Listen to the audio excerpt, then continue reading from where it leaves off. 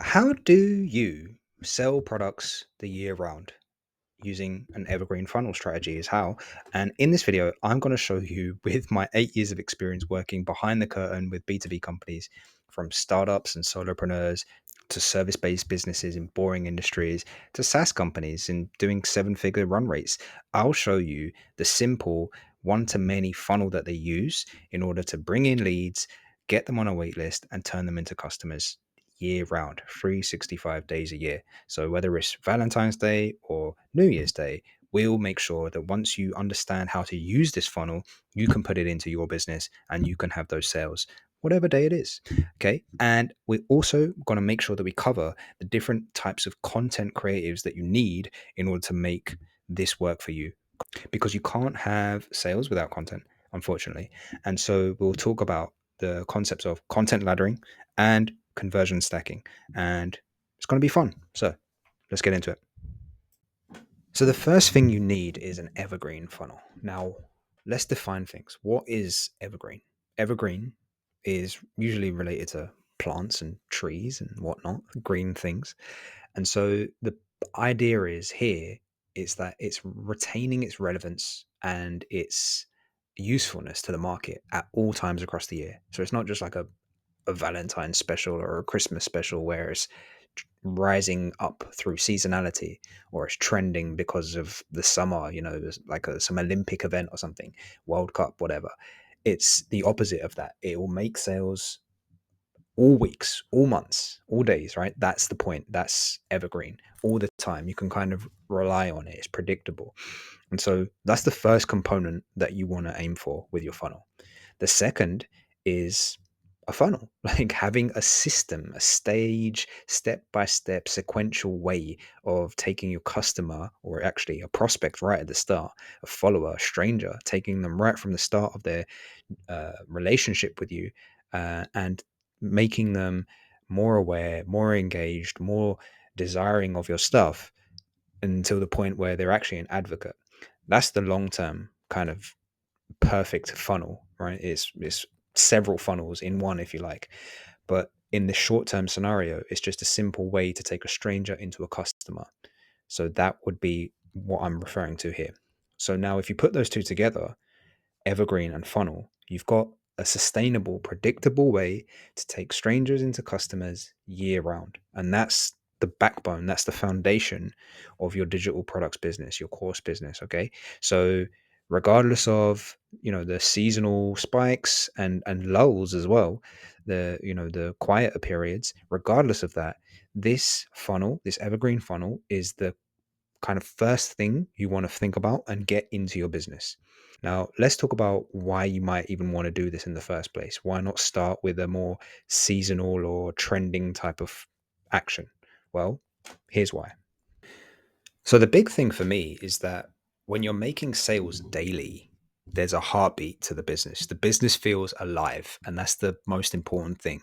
Now, I've been in periods in business, both for myself, working with other clients, where we're trying to get something off the ground and there's just too long a distance between sales. We're maybe too seasonal, or we haven't got enough traffic, whatever the case may be, but we're just not getting that feedback loop of we're doing the right thing. And the best way to measure that is through sales.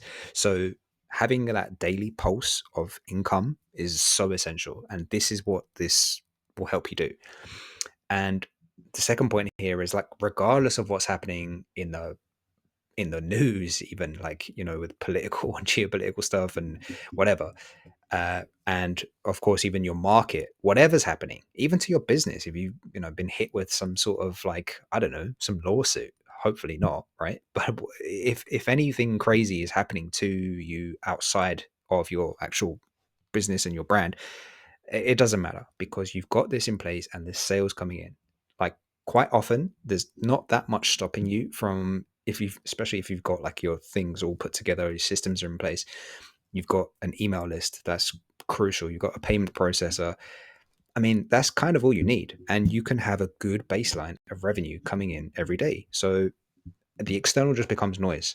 And the final thing is with this is that you don't get wobbly when you don't have sales coming in. You lack confidence and you get angsty and jumpy, and you make short-term emotional decisions. And I say this with experience because I've done this so many times. You just don't think clearly, and you don't give enough time and distance to the thoughts that you do have. You take in an idea, you think it's good, you act on it, and it's you haven't thought of the second order consequences. So in order to give yourself distance and to allow yourself that room to allow an idea to marinate to see whether something is good or bad, the best thing for that I found is just sales. It's just revenue. When revenue's coming in, you just don't feel as jumpy. You don't feel as scarce, to be honest. So this again, this is what this will do for you. And like I said earlier, long term, the idea is to take your prospects into customers and into repeat customers, and just to get them becoming advocates of your brand. That's how you build loyalty, and that's how you actually build enterprise value into your business. So that's the kind of long-term play here. But short term, it's just to increase the average order value. You're trying to make customers come through for the first time and feel like, why not put that in my basket, and just increase the frequency of their purchases across the different stages of your funnel, as well as the actual number amount, okay, the cart value. And of course, hopefully, as linking to the first point, they come back again and do it again, and so it increases the customer lifetime value. And the whole point, really, for me, this is what sells me to do this first, is to just maximize the absolute leverage of your marketing to sales activities. What I mean by this is, yes, you can quickly throw up an ad or some sort of content and get sales. I've done that. I'm sure you've done that. Quick sales, that's absolutely fine. And there's a rush from that. That's good. However, to absolutely maximize the time and effort and energy you put into an activity, I find that it's way more efficient and effective to actually slow down, think a little long term, and put customers through a journey that you're going to be happy to just stick with for the year or for 3 months minimum.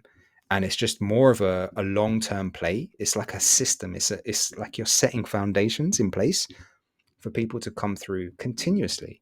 So you're not just flicking ads up or content stories up or whatever, Hail Mary cold emails. It's just a stable foundational, I was actually going to say a sales and marketing asset, but it's actually a business asset.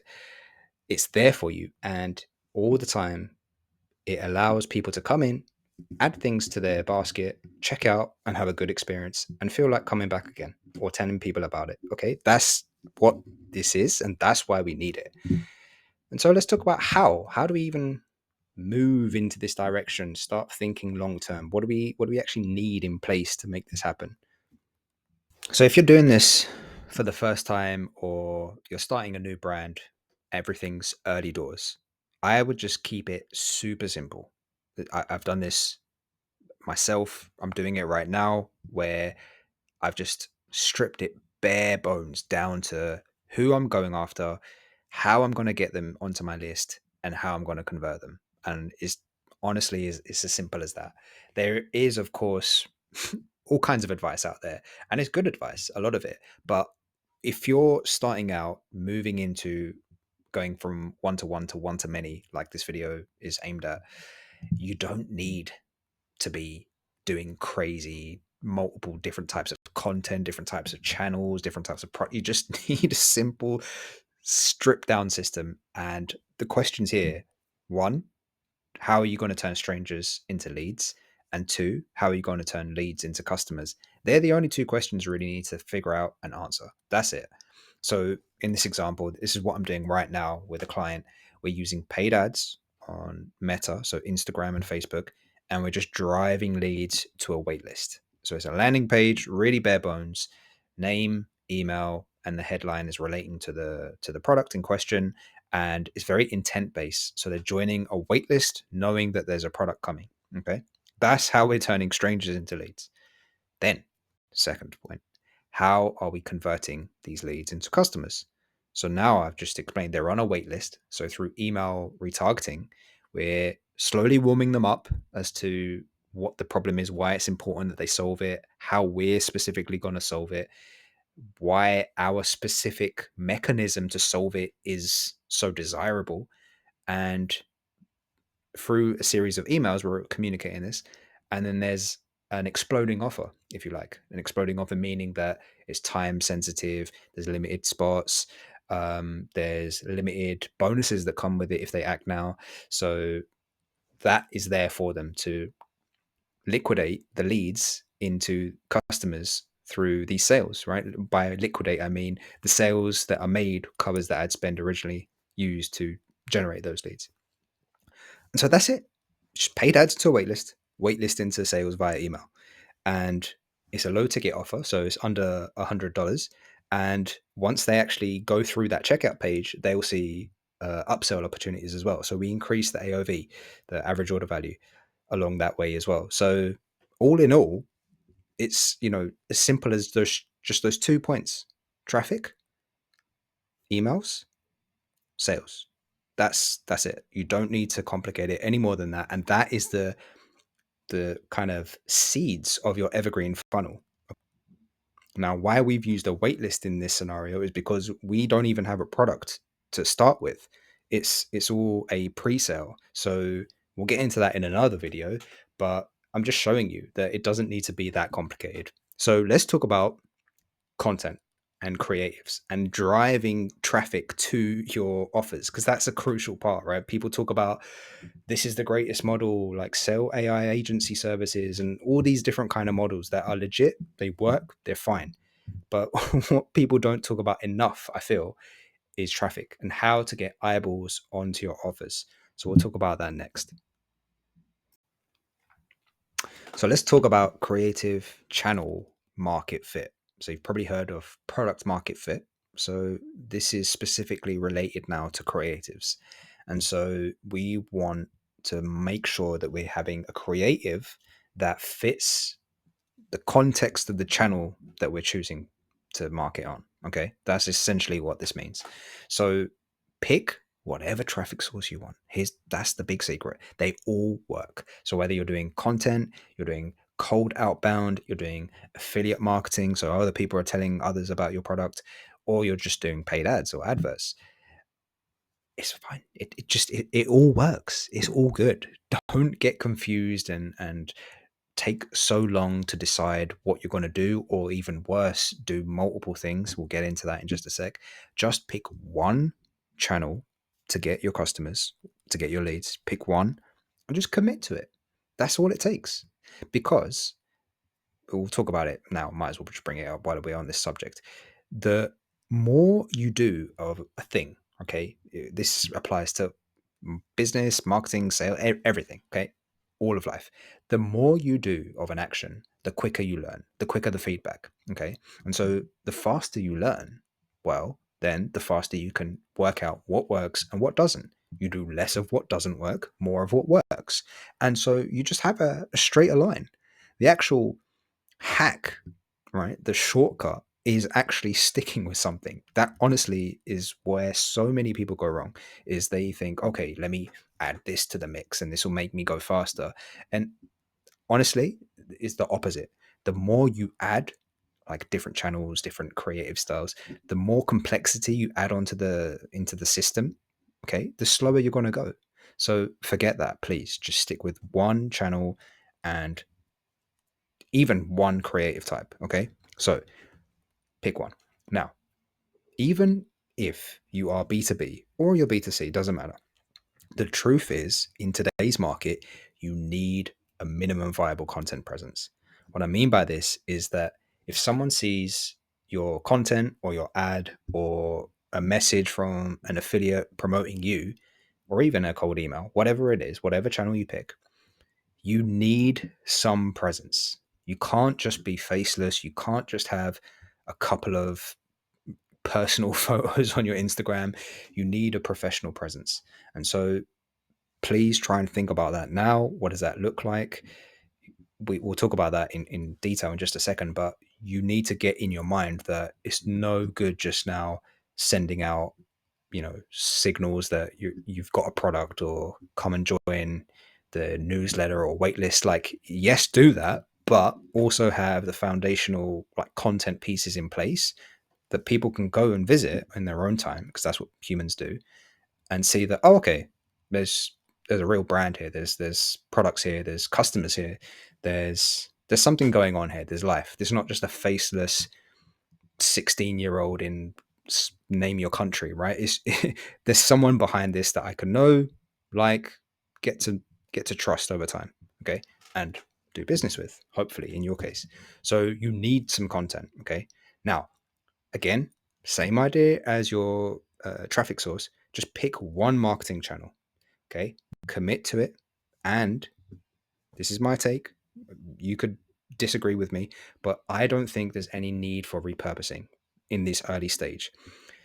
So logically, as I said before, logically it makes sense, right? If you repurpose, you're on Instagram here, and you're on Shorts there, and you're on podcasts here. Logically, it makes sense because you've got more different sources of traffic coming to your page, coming to find out about your stuff. But it actually slows you down. You're adding more new learning.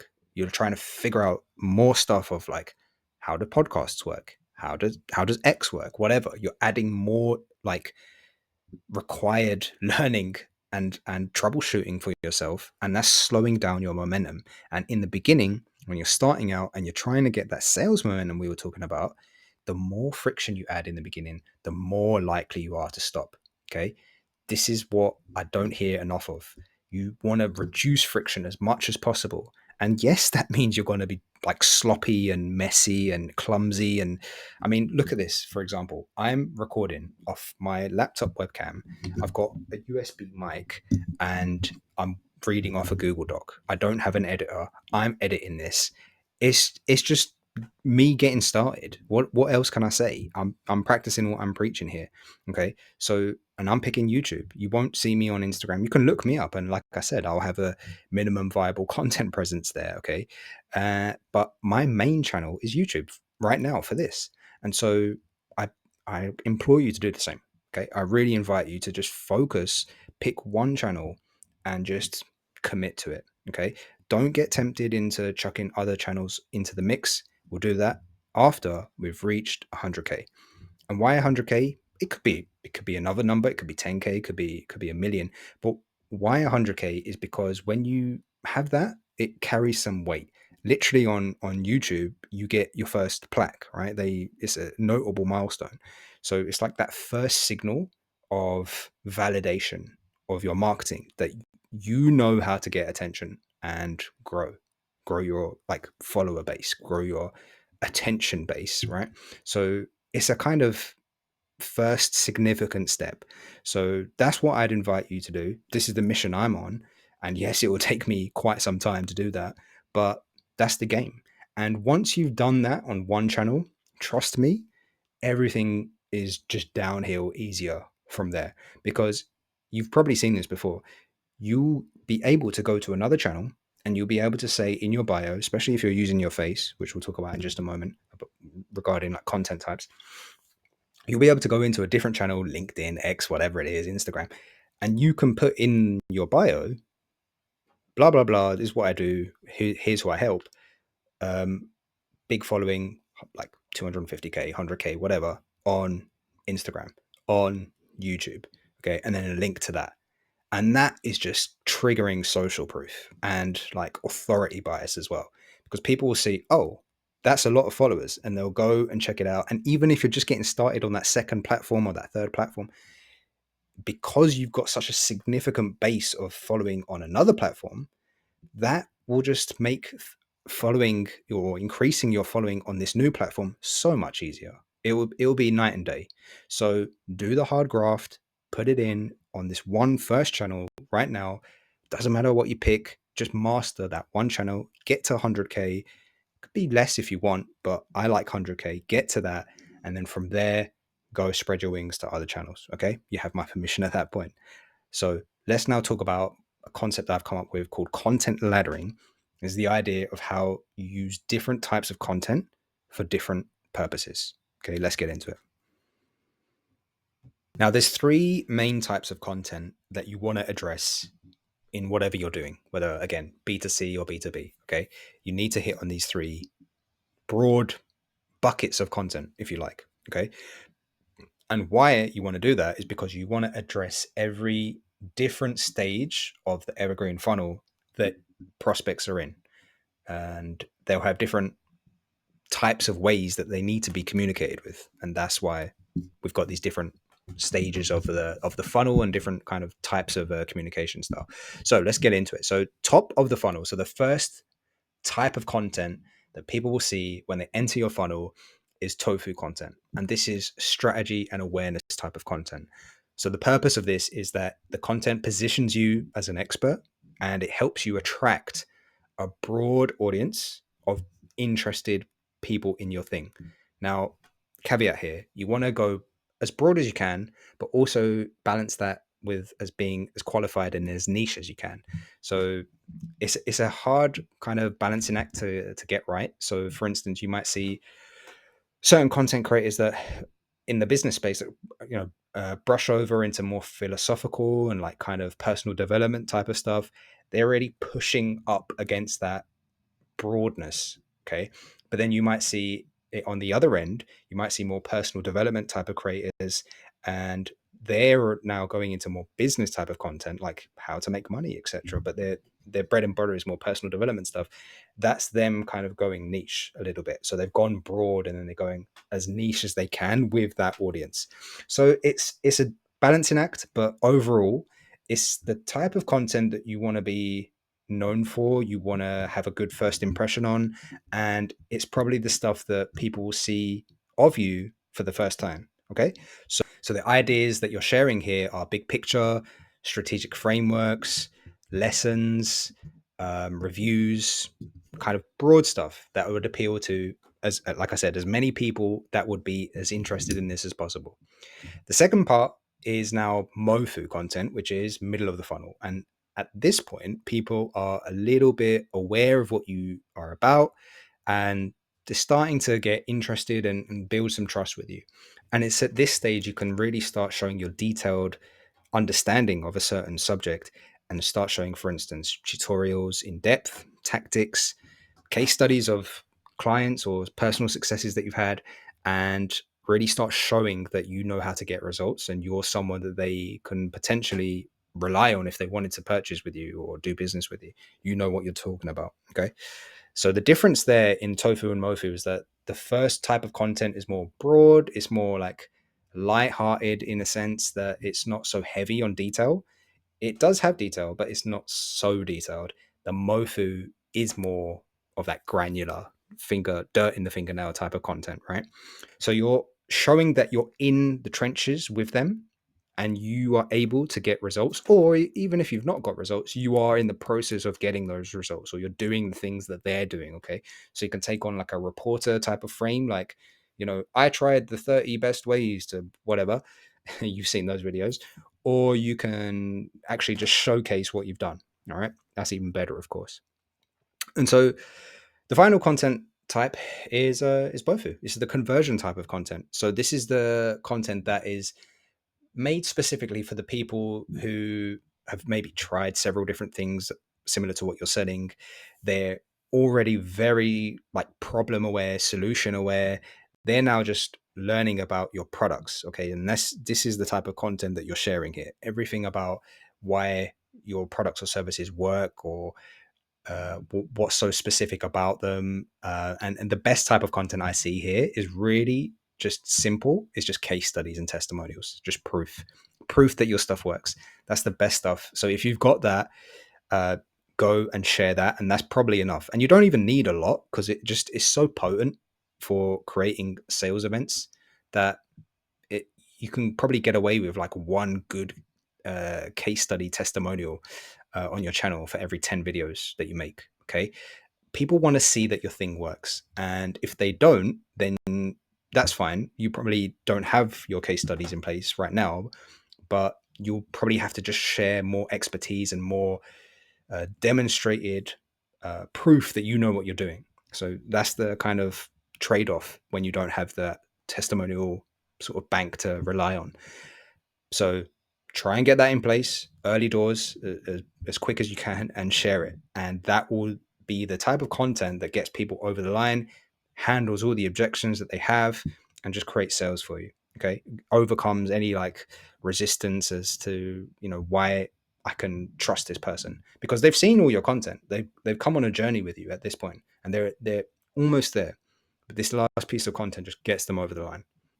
So now let's talk about how to actually drive actions, conversions, different types of conversions from the content that you do. So we've got the tofu, mofu, bofu, but we're not just putting out content and just, fingers crossed, hoping and praying that people will take the actions that we want them to. We actually have different conversion actions that we want people to take at those different stages. Okay, so let's get into it.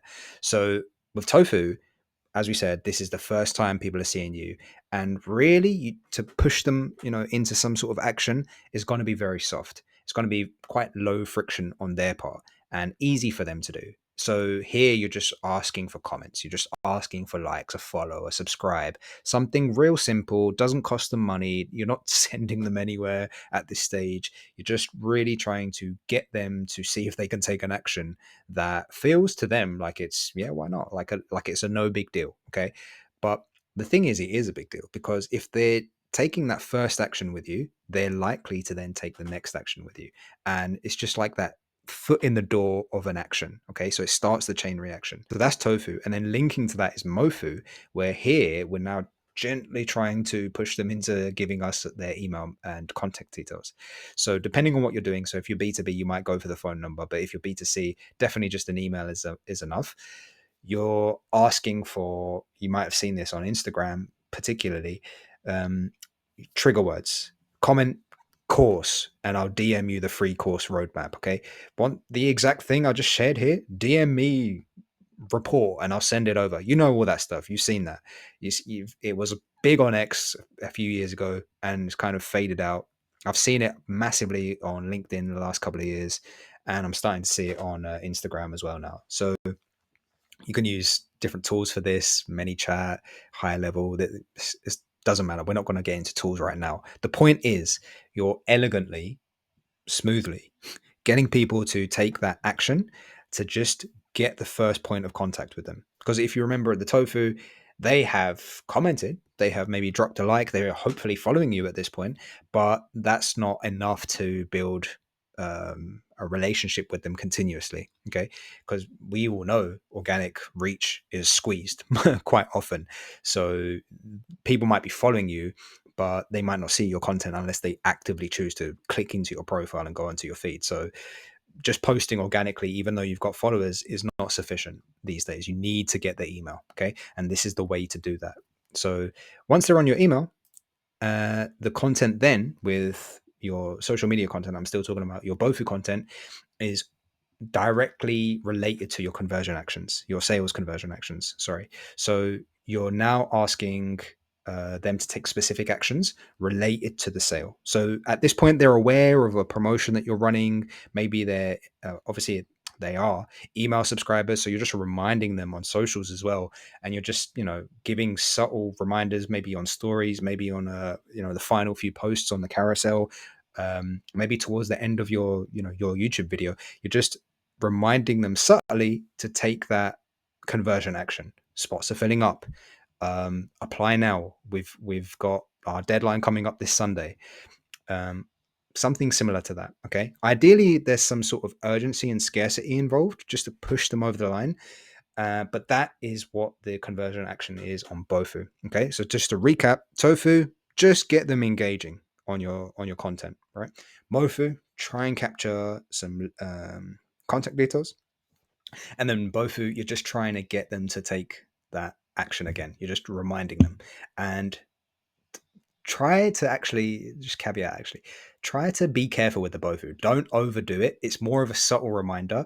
You want to do most of the sales in emails. Okay, it's used sparingly. It's like salt. Okay, think of bofu like your salt or your sugar, cinnamon on top, right? It's a finishing touch. But your bread and butter is your tofu and definitely your mofu. Okay, if I had to push you towards one, it would be pushing for mofu. Okay, likes, comments, that's good, that's fine. But I've seen this in different industries as well. Accounts with very small following, but super big email lists and like big businesses off the back of that. So don't look into too much of like, you have to do this in a particular order. Like you don't start building your email list until you've reached a certain following. Forget that. Start building your email list now with your MoFu sort of type of conversion actions, your CTAs. And like I said, Bofu use sparingly, and Tofu spread it out here and there. But those are the three. Okay, those are the three different ways to use CTAs across your content.